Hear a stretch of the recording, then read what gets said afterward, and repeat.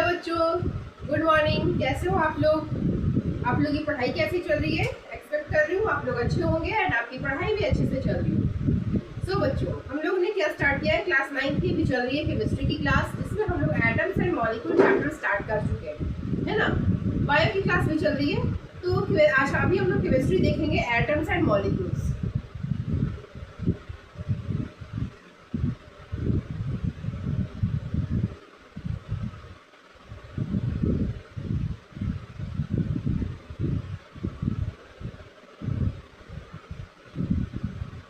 Atoms of and molecules class 9 का ये chapter अभी चल रहा है। तो देखो, इसमें हम लोग क्या देख चुके हैं? हम लोग एटॉमिक नंबर देख चुके हैं एंड मास नंबर भी देख चुके हैं। आज हम लोग देखते हैं एटॉमिक मास। एटॉमिक मास क्या होता है आज हम लोग देखते हैं। एटॉमिक मास, ठीक है। तो देखो, एटॉम, सबसे पहली बात कि मास है, तो इस मास को जैसे हम मान लो बोलते हैं कि 1 kg, तो 1 kg अगर मान लो मुझे कुछ भी 1 kg लेना है, मान लो 1 kg शुगर लेना है, मुझे 1 kg चीनी लेना है, तो क्या होगा? मैं जब जाऊंगी शॉप पर, तो शॉपकीपर क्या करेगा? उसके पास 1 kg के मेजरमेंट का कुछ भी एक है जिसको वो 1 kg कंसिडर कर रहा है। अभी तो इलेक्ट्रॉनिक आ गया है ना। पहले क्या था कि 1 kg का जो उसके पास बीन बैलेंस होता था, उसमें वो 1, अभी भी सब्जी वाले लोग यही करते हैं, 1 kg का वो रखता है क्या, अब उसके पास एक बाट होता है 1 kg का, और उससे से कंपेयर करके कोई भी सामान को तौल कर देता है। तो उसके पास एक चीज है जो उसको पता है कि ये 1 kg है, और इसी के बराबर वो मुझे शुगर देगा, सॉल्ट देगा, जो भी मैं उससे लूंगी वो इसी के इक्वल में मुझे देने लगेगा। हो जाए बताओ फिर। तो क्या होगा कि वो इसी 1 kg के इक्वल में मुझे तौल कर देगा। तो उसको ये पता है कि 1 kg है ना, और इसी के कंपैरिजन में मुझे क्या करना है? देना है। तो जब हम बात करते हैं किसकी? एटम के मास की, मतलब एटॉमिक मास की, एक एटम के मास की, तो देखो एक एटम क्या होता है? बहुत ही छोटा होगा। एक एटम इतना छोटा है कि हम उसको अपने नेकेड आई से हम उसको विजुअलाइज भी नहीं कर सकते। तो 1 एटम का साइज बहुत ही छोटा है, हम उसे अपनी नेकेड आई से देख भी नहीं सकते, है ना। तो फिर हम उसको मेजर कैसे कर पाएंगे? नहीं कर पाएंगे। हम उसको ग्राम में कैसे मेजर कर पाएंगे? नहीं कर पाएंगे। किलोग्राम में कैसे मेजर कर पाएंगे? नहीं कर पाएंगे। तो इसलिए एटम के मास को मेजर करने के लिए एक अलग से यूनिट दिया गया है ना, जिसको कि बोला जाता है AMU। It means atomic mass unit, है ना। एक एटम का जो भी मास होगा, मैं बात कर रही हूँ 1 एटम की, 1 एटम का जो भी मास होगा उसको हम लोग मेजर करते हैं AMU में। मान लो कि 1 ऑक्सीजन एटम का मास पूछा जा रहा है, 1 ऑक्सीजन एटम का मास, 1 ऑक्सीजन एटम का मास अगर पूछा जा रहा है मेरे से, तो ये मुझे पता है कि 16 होता है, और मैं ये बात करूंगी AMU में, क्योंकि मुझसे क्या पूछा जा रहा है? एक एटम का मास पूछा जा रहा है। तो ये ग्राम में कंसिडर नहीं होगा, ये किस में कंसिडर होगा? AMU में कंसिडर होगा, 1 एटम का मास, ठीक है। अब देखो, अब जब मास है तो AMU का भी कुछ वैल्यूज होता होगा, किसमें? ग्राम में या किलोग्राम में, क्योंकि मास का तो यही सब यूनिट है ना, ग्राम है, केजी है। तो देखो 1 AMU जो होता है, 1 AMU का वैल्यू मैं आपको बताऊं तो 1.67 इंटू 10⁻⁻24 ग्राम, ये 1 AMU इसके बराबर होता है ना। 1 AMU equals to this much gram. और ये 1 AMU आया कहां से? कैसे आया? तो देखो, एटॉमिक मास का जो मेजरमेंट है ना, उसमें कार्बन 12 को एज ए रेफरेंस लिया गया है। कार्बन का जो आइसोटॉप है C12, उसी को एज ए रेफरेंस लिया गया है, उसी से एटम का रिलेटिव मास मेजर किया जाता है। मतलब उसी के मास से बाकी एटम के मास को मेजर किया जाता है। जैसे 1 kg पहले से नोन था, और उसी से कंपेयर करके 1 kg आलू, 1 kg कुछ भी हम तौलते हैं, उसी तरह से आप समझ लो कि C12 कार्बन 12 का कार्बन 12 को रेफरेंस लिया गया है, और उसी के रेफरेंस से, उसी के रिलेटिव में, उसी के रेस्पेक्ट में बाकी एटम का मास को कंसिडर किया जाता है। तो कार्बन 12 को क्या किया गया है? एज ए रेफरेंस लिया गया है, ठीक है। तो देखो, अगर मैं इस 1 AMU का डेफिनेशन लिखूं तो ये क्या होगा? 1 AMU is equal to 1/12 of mass of one atom of C12, है ना। कार्बन 12 का एक एटम का जो भी मास होगा उसका 1/12 पार्ट कर दिया गया, और वो जो वैल्यू आया उसी को क्या बोला गया, 1 AMU, है ना। मतलब इसको एज ए क्या रेफरेंस रख लिया गया, पुट कर लिया गया, and this 1 AMU is equal to 1/12 of mass of one atom of carbon 12। Understood. तो ये 1 AMU का वैल्यू समझ गए आप, है ना। तो अब हम जिस भी एटम का मास कैलकुलेट करेंगे वन एटम का, वो किस में करेंगे, AMU में करेंगे, ठीक है। लेकिन एक चीज और देखो आप, लेकिन जैसे हम लोग जो, ये आप समझ गए, लेकिन देखो हम लोग जो मास लिखते हैं, जैसे अगर मैं लिखूं O2 तो यहाँ पे मैं लिखूंगी 32 ग्राम, ठीक है। ये क्या बात हुआ भाई, जब मैं बोल रही हूँ कि वन एटम का मास को AMU में लिख रहे हैं तो फिर ये ग्राम कहाँ से आ गया, हाँ। इसमें क्या हो जाएगा, 1 AMU कहने का मतलब 32 AMU, और अगर मैं इसे ग्राम में निकालना चाहूं तो 32 इंटू 1.67 इंटू 10⁻24 ग्राम आएगा। दो ऑक्सीजन एटम है तो 2 ऑक्सीजन एटम का मास इतना आएगा, बट हम लोग तो लिखते हैं 32 ग्राम। अब यहाँ क्या चक्कर है, तो देखो जब भी हम मास ग्राम में लिखते हैं ना किसी भी एटम का, है ना, या मॉलिक्यूल का, तो उस एक मॉलिक्यूल का मास नहीं लिखा जाता है ग्राम में, या फिर एक एटम का मास नहीं लिखा जाता है ग्राम में। केमिस्ट्री में एक और यूनिट हम लोग यूज करते हैं, मोल, है ना। मोल कॉन्सेप्ट एक चैप्टर है क्लास 11th में, वहां आप डिटेल में पढ़ोगे कि एक और यूनिट हम लोग रेफरेंस यूज करते हैं, मोल। 1 मोल, जैसे 1 मोल का फिक्स वैल्यू होता है 6.022 इंटू 10⁻23। देखो 1 मोल कहने का मतलब क्या है, 1 मोल मतलब इतना, जैसे 1 डजन यानी 1 दर्जन यानी क्या, 12। चाहे आप केला लो 12 मिलेगा, कॉपी लो 12 मिलेगा, बुक लो 12 मिलेगा। 1 डजन का 1 दर्जन का वैल्यू क्या हो गया, 12 फिक्स हो गया। वैसे ही 1 मोल का ये वैल्यू है ना। ये भी कैसे आया, क्या आया, आप डिटेल में क्लास 7 में देखोगे। बस अब इतना ही जानो कि 1 मोल का ये फिक्स वैल्यू होता है। और जब भी हम मास निकालते हैं किस में, ग्राम में, जैसे जब यहाँ पर अगर O2 हम क्या लिख दे 32 ग्राम, तो वो मैं एक मॉलिक्यूल का मास नहीं लिखी हूँ, है ना। 1 ऑक्सीजन मॉलिक्यूल का मास 32 ग्राम नहीं होगा, 1 ऑक्सीजन मॉलिक्यूल का मास कितना होगा, 32 AMU। लेकिन अगर मैं यही लिखूं कि 1 मोल, एक मिनट, अगर मैं यहाँ पे ऐसे लिखूं मास ऑफ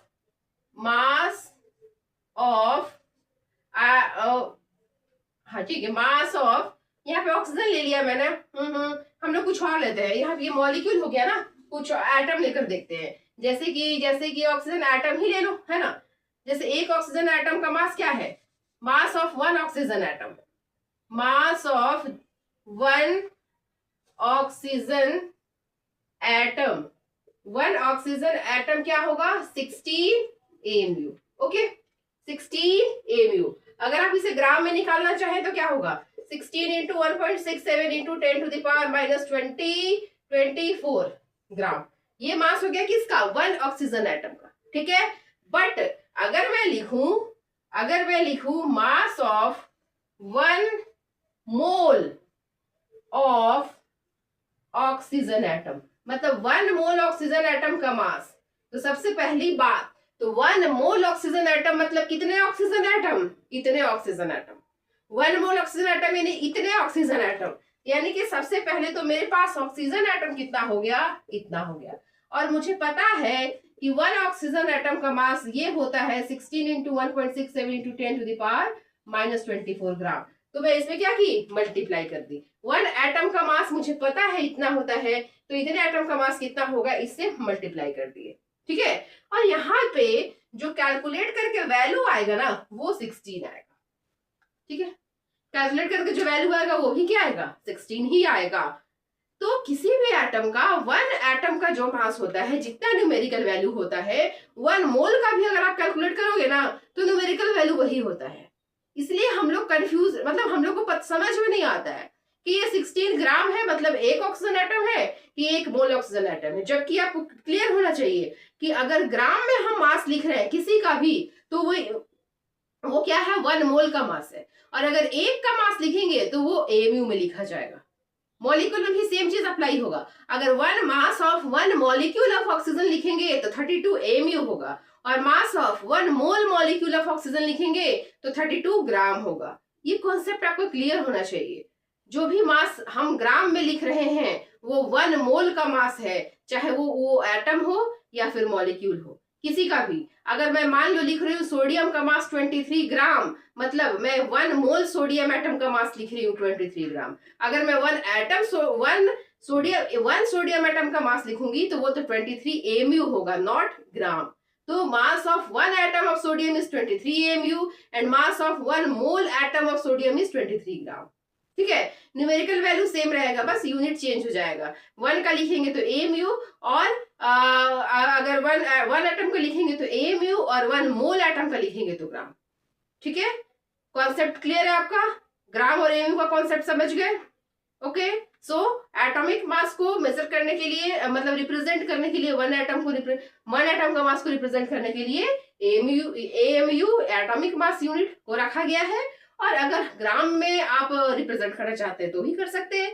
1 AMU का जो न्यूमेरिकल वैल्यू है ग्राम में उससे मल्टीप्लाई कर दो, और 1 मोल का रिप्रेजेंट करेंगे तो 1 मोल के वैल्यू से मल्टीप्लाई करना पड़ेगा। ठीक है, ये कॉन्सेप्ट क्लियर हो गया आपका?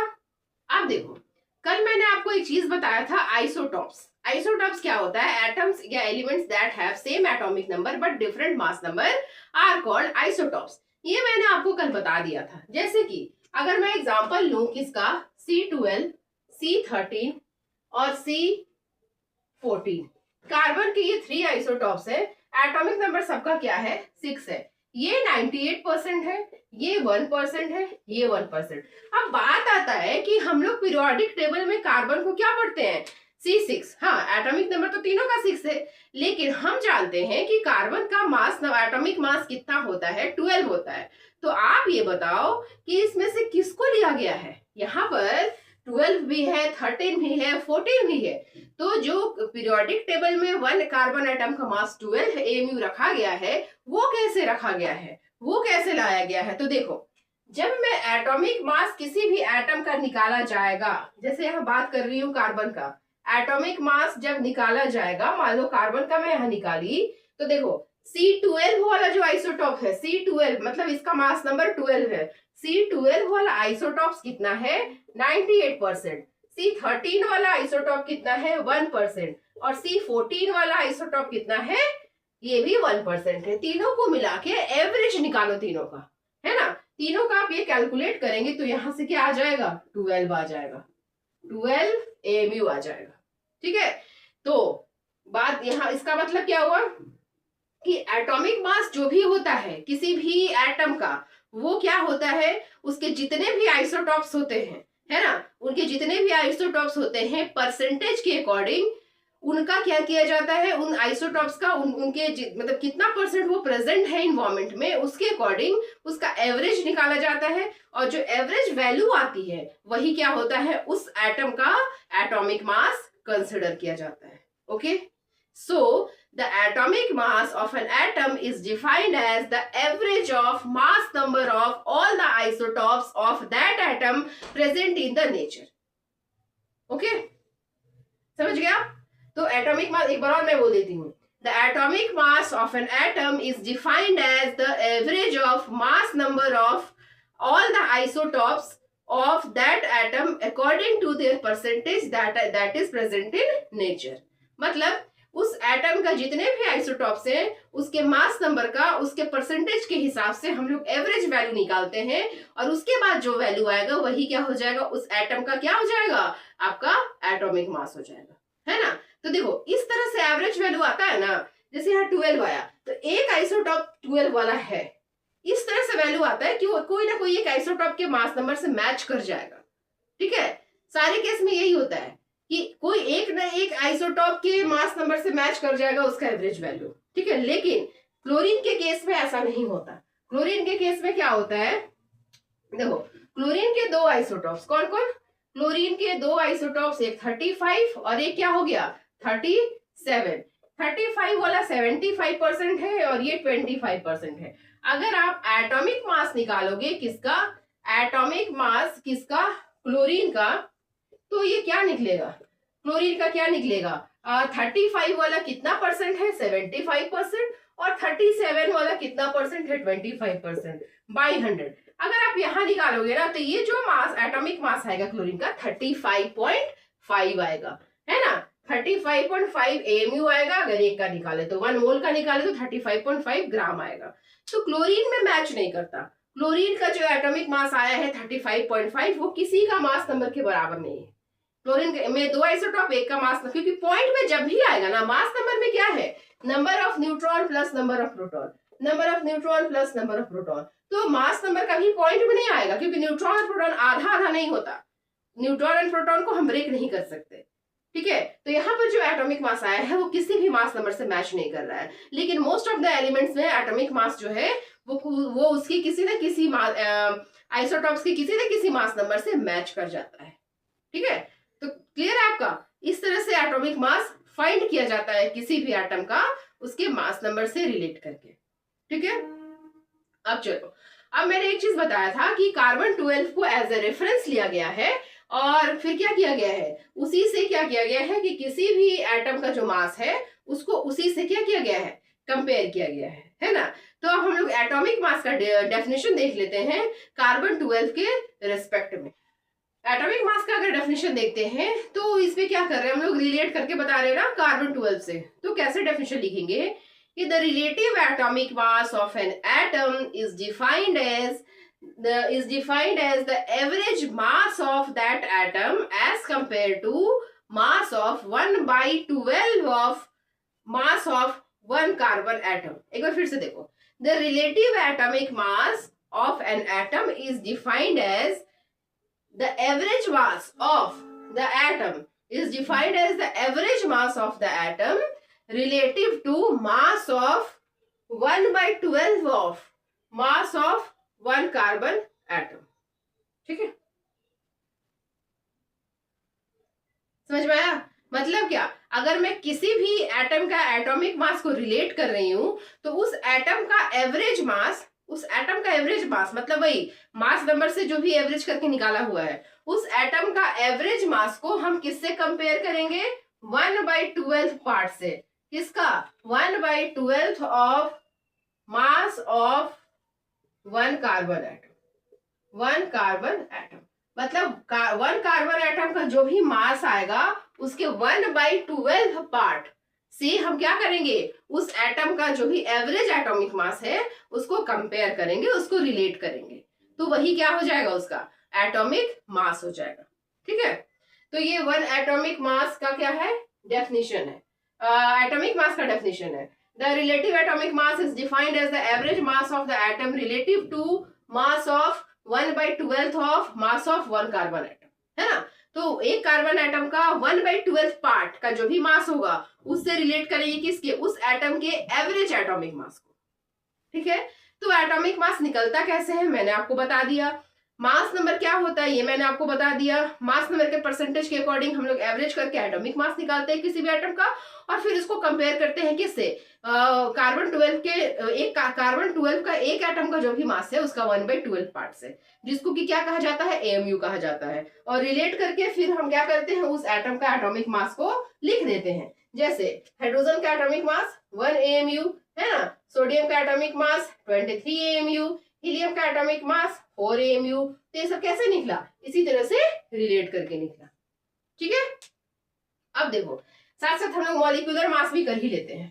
तो देखो सेम वही है, एक मॉलिक्यूल का मास हम लोग अगर AMU में रिप्रेजेंट करेंगे, है ना। मान लो कि मैं यहाँ पे लिखी कि मास of one molecule, mass of one molecule of oxygen. इसका मतलब क्या, ऑक्सीजन। इसका मतलब क्या, O2 का मास पूछा जा रहा है, यानी कितना हो जाएगा 32 AMU। AMU का बात है ना, क्या लिखा हुआ है, वन मॉलिक्यूल लिखा हुआ है, तो मास किसमें लिख दिए, AMU। ऑक्सीजन में 2 एटम, एक एटम का मास 16 AMU, 16 into 2 32 AMU। बट अगर यहीं पे बोला जाए मास of one mole molecule of oxygen, 1 mole molecule of oxygen, तो सबसे पहले क्या लिखना है, 1 मोल मॉलिक्यूल मतलब कितना oxygen molecule, 6.022 into 10 to the power 23 molecule. एक ऑक्सीजन 1 मोल ऑक्सीजन मॉलिक्यूल में कितने ऑक्सीजन मॉलिक्यूल, इतने ऑक्सीजन मॉलिक्यूल। और एक ऑक्सीजन मॉलिक्यूल का मास हमको पता है कितना, 32। कितना, एमयू, एमयू को ग्राम में चेंज कर दिए, -24 ग्राम। आप इसको कैलकुलेट कर लेना, कैलकुलेट करके यहाँ पर सेम वैल्यू आएगा 32, लेकिन किस में आएगा, ग्राम में आएगा। ओके, तो मॉलिक्यूल का भी अगर मास ग्राम में लिखा हुआ है मतलब आप समझ लो कि 1 मोल का लिखा हुआ है, अगर एमयू में लिखा हुआ है मतलब समझ लो कि 1 मॉलिक्यूल का मास लिखा हुआ है। ठीक है, सो बच्चों ये सब बेसिक कॉन्सेप्ट है, ये आपको क्लियर रहना चाहिए, क्या होता है एमयू, क्या होता है ग्राम। अगर ये इसमें आपको कंफ्यूजन होगी ना तो फिर समझने में बहुत प्रॉब्लम आएगा आगे, है ना, कैसे फाइंड करें ग्राम में, कैसे क्या, बहुत डाउट होगा। तो इसलिए मैं आपको सारी चीजें क्लियर कर दी। ठीक है, वीडियो को आप अच्छे से देखो, चीजों को समझो, और कोई भी डाउट हो तो आप कमेंट बॉक्स में मुझसे पूछ सकते हो। मैं ये सब रिटन फॉर्म में भी आपको नोट्स देने वाली हूँ, उसका लिंक डिस्क्रिप्शन में मिल जाएगा टेलीग्राम चैनल का। ठीक है, तो इतना ही रखते हैं आज के लिए, फिर से दूसरा टॉपिक घुसाओगी ना तो फिर आपको कंफ्यूजन होने लगेगा। इस टॉपिक में इतना ही तक छोड़ते हैं हम लोग, है ना, फिर नेक्स्ट टॉपिक को हम लोग नेक्स्ट वीडियो में ऐड करेंगे। तो बच्चों हम लोग मिलते हैं नेक्स्ट क्लास में, नेक्स्ट वीडियो में एक नए टॉपिक के साथ। तब तक के लिए आप वीडियो को देखिए, लाइक कीजिए, अपने फ्रेंड्स को शेयर कीजिए, और वीडियो को मोस्ट इंपॉर्टेंटली मैं बोल रही हूँ सब्सक्राइब कर लीजिए, ताकि आपके पास एज सुन एज पॉसिबल, जल्दी से जल्दी, जितनी जल्दी से जल्दी हो सके, जैसे वीडियो अपलोड होगा आपके पास उसकी इन्फॉर्मेशन चली जाएगी और अपना क्लास कर लोगे। ठीक है, सो स्टूडेंट्स हम लोग मिलते हैं नेक्स्ट वीडियो में, तब तक के लिए thank you, have a nice day.